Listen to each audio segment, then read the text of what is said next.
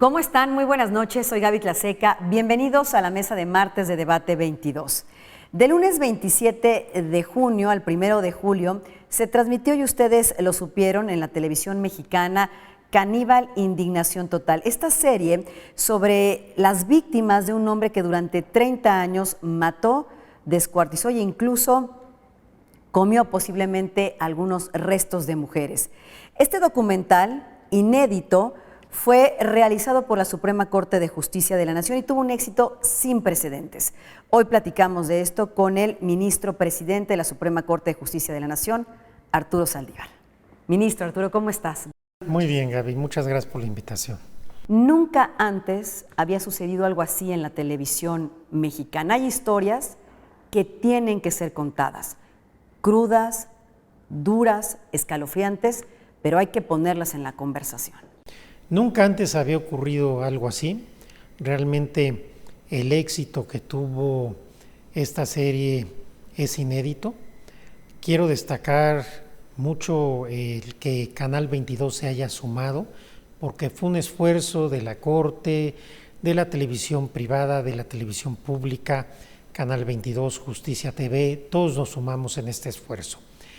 La idea de la serie era la de generar reflexión, provocar un cambio de cultura, visibilizar el tema de los feminicidios, tratar de generar a partir de ahí una alianza entre la sociedad y las autoridades para que encontremos soluciones a esta tragedia colectiva.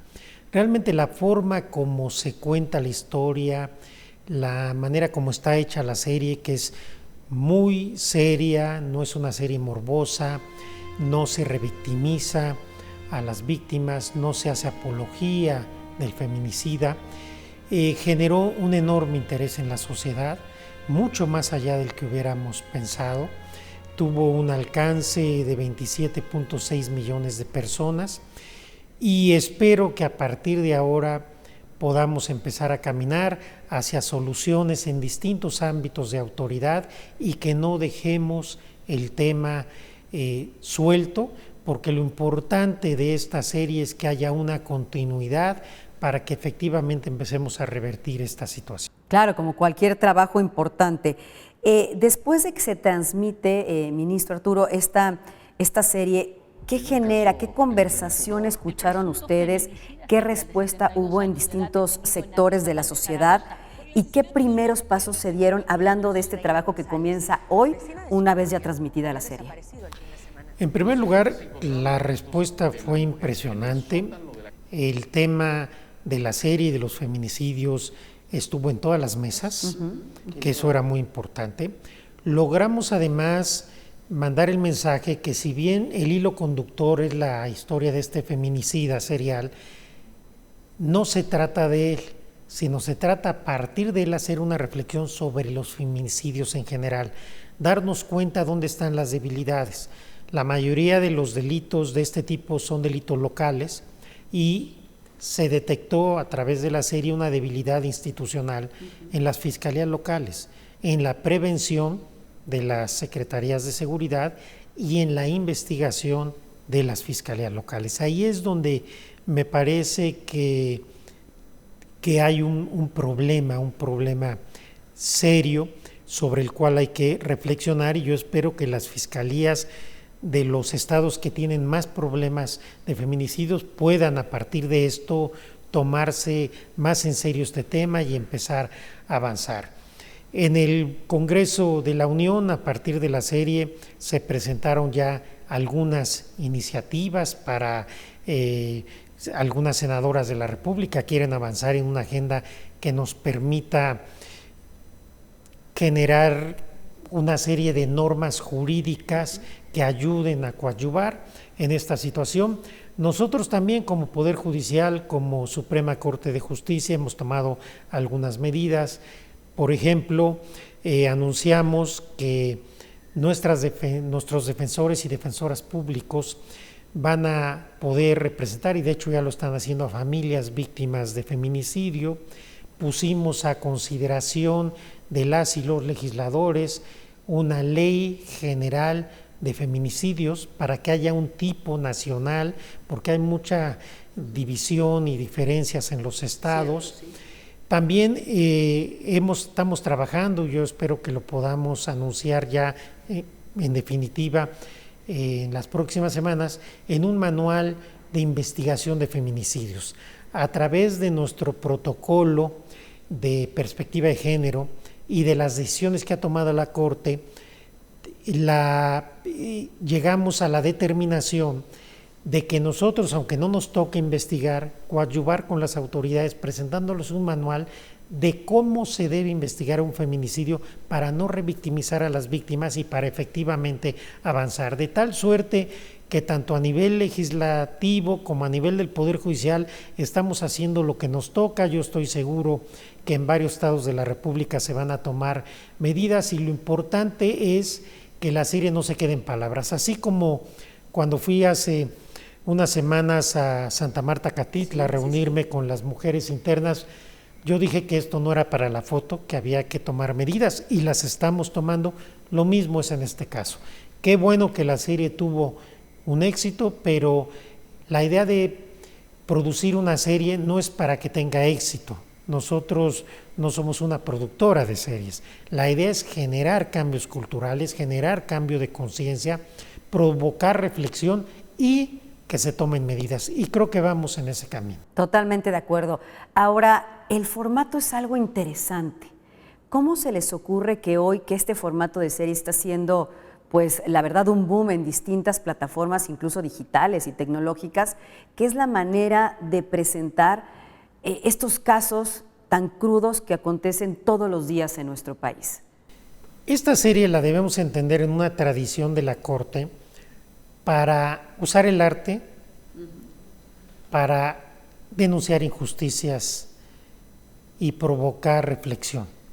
Los murales de la Corte, los de José Clemente Orozco del siglo pasado, el más reciente de Cauduro, son críticas muy fuertes a la injusticia social, a la corrupción, a las violaciones, a los feminicidios, a la represión del Estado, a la corrupción.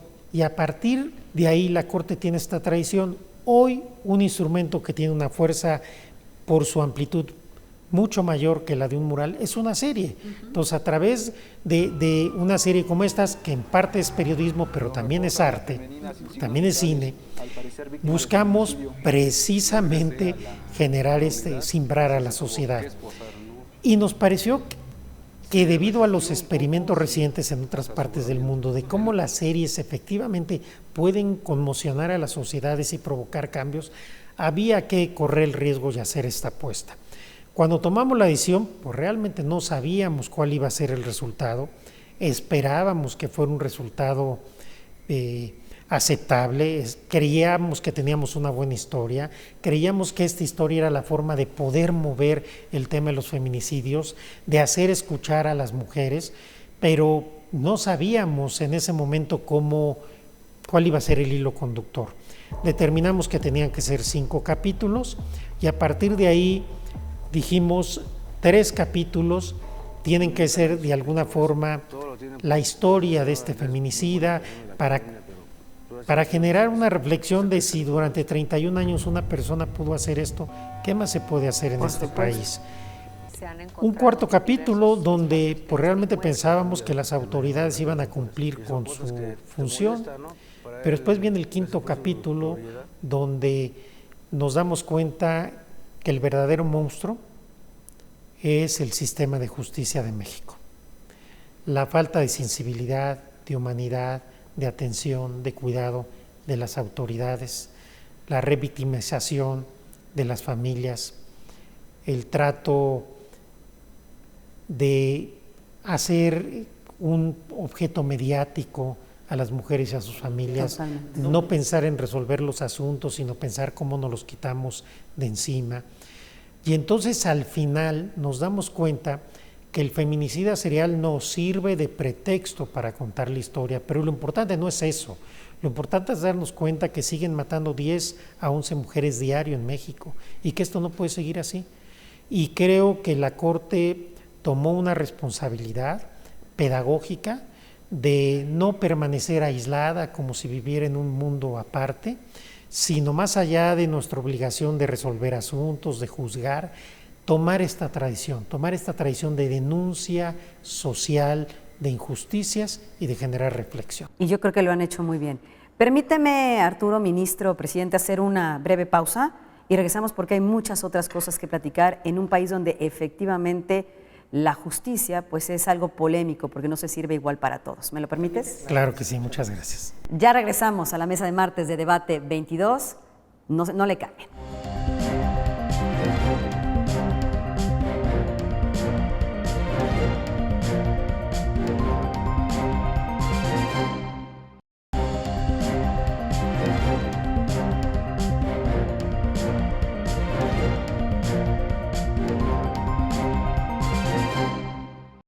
Me encuentro platicando con el ministro presidente de la Suprema Corte de Justicia de la Nación, Arturo Saldívar, quien ha sido súper amable en charlar con nosotros después de que ya se transmitió esta serie que ha roto verdaderamente paradigmas, Caníbal, Indignación Total. Y decíamos, ministro Arturo, que tú has dicho en reiteradas ocasiones, y lo platicábamos en el bloque anterior, que hasta que no se lleve la justicia a los más pobres y olvidados de México, el país seguirá siendo injusto y desigual. Y te cito porque es parte de lo que pasa en la serie, mujeres y pobres. Definitivamente, los grupos más vulnerables para efectos de justicia son los pobres y son las mujeres. Y si son mujeres y además pobres, es lo peor que puede suceder para un ser humano. Una combinación letal. Una combinación letal. En el Poder Judicial Federal hemos impulsado mucho una nueva Defensoría Pública para defender con mucha intensidad a las personas más vulnerables. Estamos haciendo un trabajo muy intenso en delitos federales. Hemos celebrado ya un convenio con la Ciudad de México para poder defender en delitos locales a personas que están privadas de su libertad, sobre todo mujeres. Y también hemos suscrito ya un convenio con el Estado de Oaxaca para defender a personas indígenas, porque sin duda las niñas y mujeres indígenas de México son las más vulnerables y las más olvidadas son las mujeres en reclusión. Estamos haciendo este esfuerzo muy intenso porque efectivamente, mientras este país siga llenando las cárceles con gente pobre a la cual no se le ha demostrado su responsabilidad o a la cual se le tortura, se le fabrican delitos, se le fabrican pruebas, no podremos tener un país que pueda avanzar hacia la concordia, hacia la paz, hacia la fraternidad, hacia la justicia, y esto es muy relevante.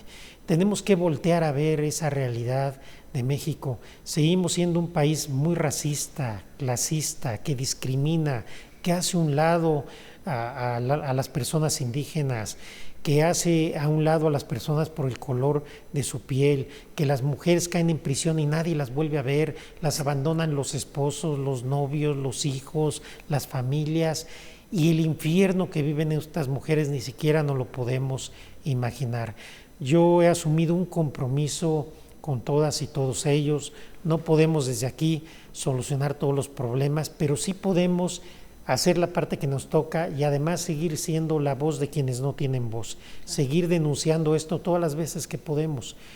Mientras no tengamos justicia para los pobres, para los olvidados, para los marginados, este país no podrá ser democrático. Y yo digo en la serie a propósito de los feminicidios, pero lo digo a propósito de esto también, no podrá ser un país decente. Sí, totalmente de acuerdo. Ahora, muchos nos preguntamos, ¿qué se necesita pues para hacer justicia? Has tocado ya distintos temas, pero a veces decimos, bueno, ¿hacen falta más leyes?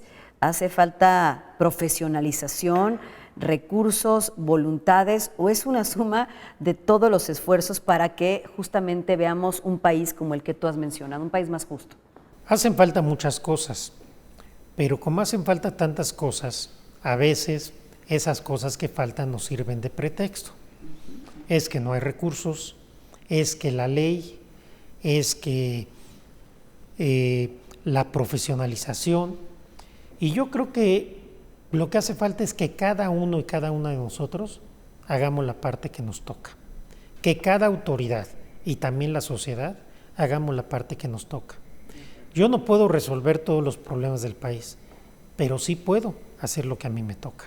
Si cada una y cada uno de nosotros hiciéramos lo que nos toca, si buscáramos soluciones en lugar de excusas, si tuviéramos voluntad política y pasión por servir al país, avanzaríamos mucho. Y ya en esa lógica, claro, hay que ver qué medidas hay que tomar en cada momento, pero si seguimos simplemente diciendo todo lo que falta, si ustedes ven esta serie, se darán cuenta que el tema no fue de recursos, no fue de profesionalización, fue de no hacer tu trabajo con seriedad y con un mínimo de empatía con las víctimas. Claro. Eso es lo que hace falta. Yo nunca he buscado excusas para no hacer lo que me toca hacer. Lo que hemos hecho estos 3 años y medio que tengo de presidente de la Corte es buscar cómo sí hacemos las cosas, cómo las hacemos con lo que contamos, con los recursos humanos y materiales que contamos. Y hemos avanzado muchísimo y creo que este es el mensaje. Cada uno vamos a hacer lo que nos toca. Y también la sociedad. También la sociedad, quienes no son autoridades, si cada uno cumplimos la ley y hacemos lo que nos toca, podemos cambiar este país. Totalmente, es una suma de esfuerzos y de voluntades. Hablando de estos 3 años y medio que está al frente de este máximo tribunal, sí podemos hablar de un poder judicial más moderno, más renovado, más paritario, pero incluso más cercano a la gente y muy modernizado también en temas tecnológicos. Son muy cercanos a través de las nuevas conversaciones que se generan en lo que hoy se llama la plaza pública, que son las redes sociales también. Por supuesto, ese fue mi compromiso, tener un poder judicial más moderno, más cercano, más eficaz, más eficiente. Lo hemos logrado, hemos avanzado en la igualdad sustantiva entre el hombre y la mujer. De hecho, el Poder Judicial Federal Mexicano acaba de recibir el primer premio interamericano a las mejores prácticas para generar liderazgos femeninos. Es un premio que nos dio la OEA, con el cual el Poder Judicial Federal de México se coloca a la vanguardia en todo el continente americano, incluyendo Estados Unidos y Canadá. Hemos avanzado muchísimo en la Defensoría Pública, como decía, en un nuevo perfil de personas juzgadoras. Tenemos ya una justicia digital. Hoy en el Poder Judicial Federal, con un teléfono celular, se puede sacar una firma digital, se pueden presentar demandas de amparo, controversias, recursos, revisar un expediente en formato de libro digital y comparecer a audiencias. Y además hemos tratado de tener una comunicación social mucho más cercana. Soy el primer presidente de la Corte que está en redes sociales, estoy en todas las redes sociales, el primero que da entrevistas, el primero que da conferencias de prensa. He hecho un gran esfuerzo para estar mucho más cerca de la sociedad, sobre todo de los jóvenes. Y creo que aunque es complicado como juez, desde la óptica de un juez, estar cercano a la gente, hay temas que no podemos tocar, pero aún así creo que los resultados están a la vista. Creo que hoy la Corte es mucho más visible que lo que era antes y creo que nuestros mensajes llegan más que como llegaban antes. Me parece que en la modernidad, habiendo redes sociales y todas estas cuestiones, ya no opera eso de que los jueces solo hablamos con nuestras sentencias. Cuando tú dices el juez habla solo por sus sentencias, lo que quiere decir es que el juez solo que el que habla la sentencia, no el juez. Hoy tenemos que estar más cerca de la sociedad, más cerca de los jóvenes, más cerca de la gente.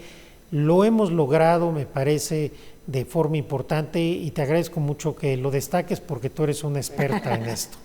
Gracias, ministro, pero yo creo que el trabajo se ve, se siente, es palpable y no hay que presumirlo ni que decirlo cuando pues es muy evidente a los ojos de todos.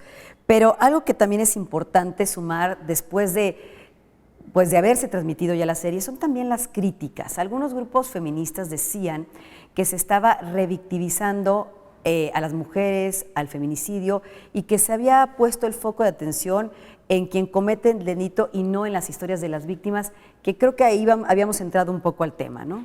Primero quiero decir, sin minimizar, pero que las críticas han sido mínimas. Claro. Mínimas. Una persona que criticó la serie, la criticó al haber visto el tráiler, no vio la serie. y solo con eso critica toda la serie. Me parece muy poco serio criticar una serie que no viste. Algunas otras críticas que la verdad han sido muy pocas, me doy cuenta al leer las que no vieron la serie. Por supuesto que no se revictimiza, toda la familia nos acompaña. En el último capítulo el esposo de Reina habla, da su testimonio. No se hace apología del feminicidio, ni tiene amarillismo ni morbo. Claro, se cuenta una historia. Yo no sé cómo se puede hablar de la violencia contra las mujeres o de los feminicidios sin hablar del delincuente que comete los delitos. Es imposible. Sí, ponerle nombre y apellido. Vamos a hablar de feminicidios sin hablar de los feminicidas, pues me parece un poco complicado. Entonces, se habla de lo que ocurrió, pero para generar conciencia de lo que está sucediendo, pero el foco se pone en buscar soluciones, reflexiones en lo que falla. Además, durante la serie estuvimos acompañando de los grupos feministas. Hay feministas que hablan, que son entrevistadas en la serie. Prácticamente todos los grupos serios importantes de México han acompañado esta serie. Hay 2 o 3 personas, que no grupos, pues que se han manifestado y han dicho ahí en Twitter, en algunos otros lugares, y es muy respetable. Ojalá hubieran visto la serie, hubiera sido más sustentable su crítica. Ahora, también puede haber gente que la vea y no le guste, es muy respetable, pero realmente si nos atenemos a la inmensa mayoría de personas que la vieron, y a la respuesta que hemos tenido en todos los grupos y además con los jóvenes, con muchos grupos feministas, yo creo que la serie ha logrado su cometido, que es una reflexión sobre los feminicidios para generar cambio de cultura. Yo no tendría ninguna intención y nunca hubiera yo intervenido en una serie para hacer apología de los feminicidios ni para revictimizar a las personas, y por eso nos acompañamos de la familia, de los grupos feministas, de especialistas en el tema de las mujeres y de este tipo de delitos, y creo que la serie se defiende por sí misma. ¿Vendrán otros ejercicios similares? Hay muchas historias que contar. Ha sido el primer ministro presidente de la Suprema Corte de Justicia en acercarse a las mujeres en una situación complicada en las cárceles, a escuchar sus historias, a apoyarlas, a saber por lo que están pasando y viviendo. ¿Vendrán a lo mejor otros ejercicios? Como serie, no, ya no habría tiempo, obviamente, pero por supuesto que vendrán otras cosas, porque el tiempo que me quede presidente de la Corte voy a querer seguirme acercando a la gente.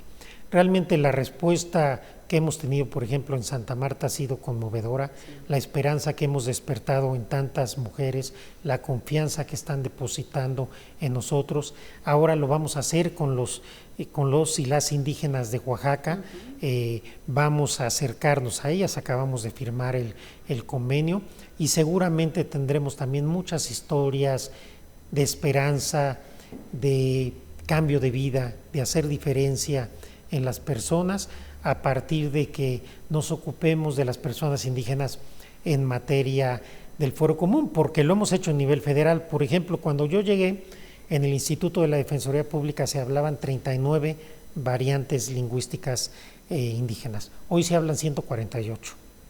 De ese tamaño es el compromiso que tenemos con las indígenas y los indígenas de nuestro país. ¿Qué viene para Arturo Saldívar una vez concluida su gestión, una muy buena gestión al frente de la Suprema Corte de Justicia de la Nación? Muchas gracias. Pues en este momento lo que yo estoy pensando es en concluir estos 4 años que para los que fui electo como presidente de la Corte. Una vez que esté cerca de concluir este periodo, ya pensaré qué es lo que voy a hacer en el futuro. Por ahí hay invitaciones políticas o nos iremos al sector empresarial. Hay mucho que hacer en este país. Hasta este momento no tengo ninguna invitación política concreta, pero por supuesto no me iría al sector empresarial. Muy bien. Bueno, pues Arturo Saldívar, ministro presidente de la Suprema Corte de Justicia de la Nación, muchas gracias por esta charla para Canal 22, para un público que se aterró también con esta serie, que era necesaria para poner el tema de los feminicidios una vez más en la punta de la conversación sobre la mesa. Al contrario, Gaby, gracias a ti, ha sido un gran gusto tener esta conversación y reitero mi agradecimiento a Canal 22 por haberse sumado a este esfuerzo en beneficio de todas las mujeres y niñas de México. Que así sea. Que así sea. Muchas gracias al ministro presidente Arturo Saldívar y gracias a ustedes por habernos acompañado como cada martes en esta mesa de Debate 22. Soy Gaby Tlaseca, nos vemos la próxima semana.